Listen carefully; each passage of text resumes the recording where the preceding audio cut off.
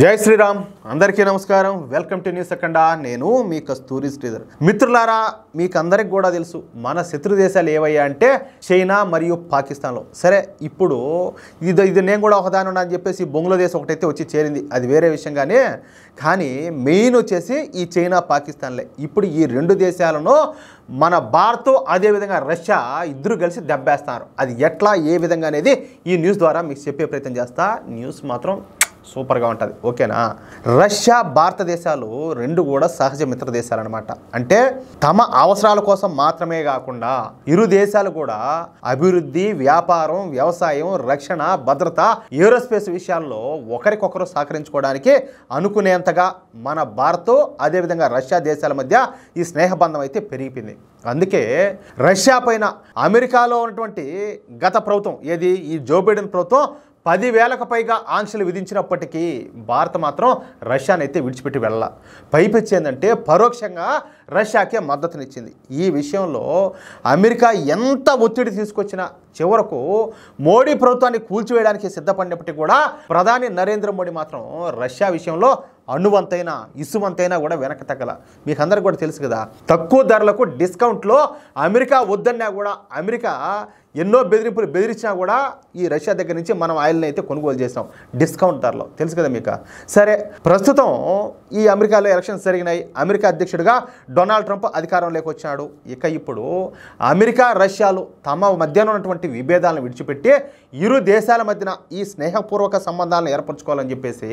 America అధ్యక్షుడు Donald Trump అదేవిధంగా Russia అధ్యక్షుడు పుతిన్ ఇద్దరు కూడా భావిస్తున్నారు అందుకు కావాల్సినటువంటి చర్చలు కూడా ప్రస్తుతం సౌదీ అరేబియాలో జరుగుతున్నాయి ఇక్కడ మీకు ఒక చిన్న విషయం చెప్పాలా గత 3 దశాబ్దాల నుంచి స్టిల్ అంటే ఈ రోజు వరకు కూడా రష్యా చైనాలు అత్యంత మిత్ర దేశాలుగా ఉన్నాయి నిజానికి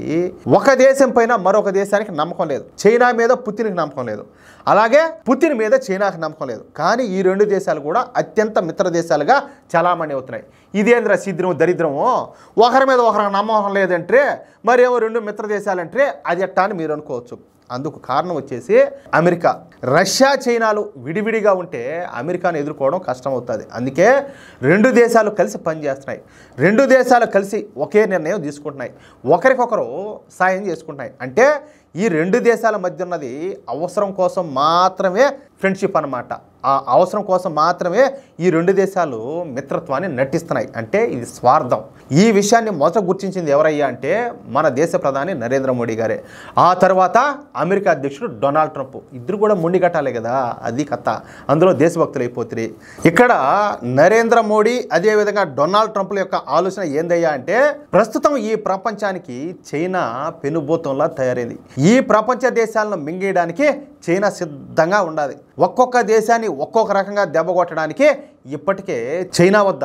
అన్ని రకాల ప్రణాళికలు ఉన్నాయన్నమాట అంటే ప్రస్తుతం ఈ ప్రపంచానికి చైనా మూలంగా ఒక పెద్ద ఆపద అయితే ఉండాలి కాబట్టి ఇప్పుడు అమెరికా రష్యా భారతదేశాలు ఒకటైతే సరే కొంచెం జాగ్రత్తగా ఆలోచించండి మనకు ప్రస్తుతం అమెరికా మూలంగా ఎటువంటి హాని కూడా లేదు రష్యా ఎలాగూ మనకైతే హాని చేయదు మనకు అపాయం అంటూ ఉంటే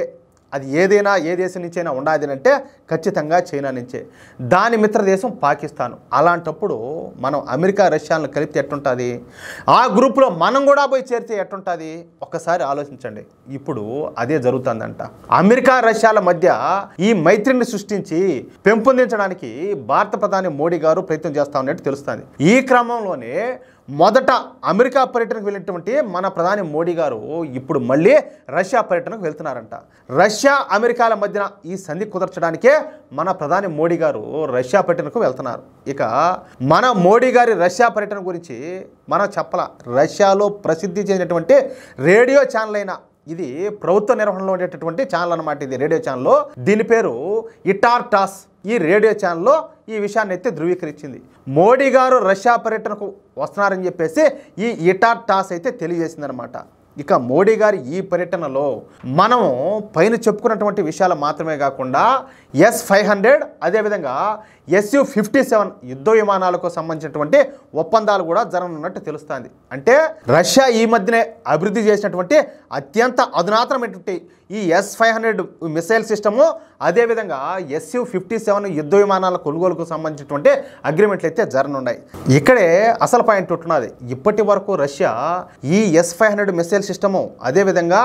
ఈ సుఖోయ్ Su-57 యుద్ధ విమానాలను మరే దేశానికి కూడా ఆఫర్ చేయాల. మొట్టమొదటిసారి మన భారతదేశానికి ఆఫర్ చేస్తుంది. అంటే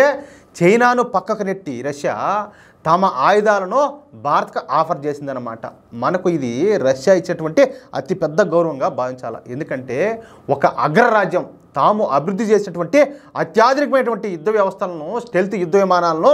ఎవరికి అమ్మకుండా మొదట మన భారతదేశానికి ఆఫర్ చేయడం ఖచ్చితంగా మనం అందరం కూడా గర్వపడాల్సిన విషయం. అంతేకాదు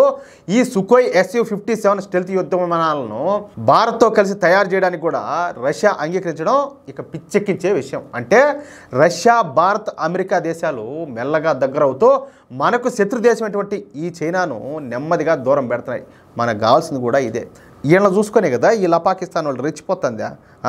వీళ్ళని కొడితే మెట్టు తీసుకొని వాళ్ళకి పళ్ళు రాల. ఏమంటారా మిత్రులారా? ఈ న్యూస్ కనుక మీకు నచ్చినట్లయితే ఖచ్చితంగా ఈ న్యూస్ నలుగురికి షేర్ చేయండి. అదేవిధంగా ప్రతి ఒక్కరు కూడా ఈ వీడియోకు సంబంధించి మీ యొక్క అమూల్యమైన అభిప్రాయాలను తప్పకుండా కామెంట్ చేయండి. ఓకేనా? మీ కామెంట్ కోసం నేను ఎదురు చూస్తూ ఉంటా. అలాగే ఇటువంటి మరెన్నో ఇంట్రెస్టింగ్ న్యూస్ను ఎప్పటికప్పుడు తప్పనిసరిగా పొందడం కోసం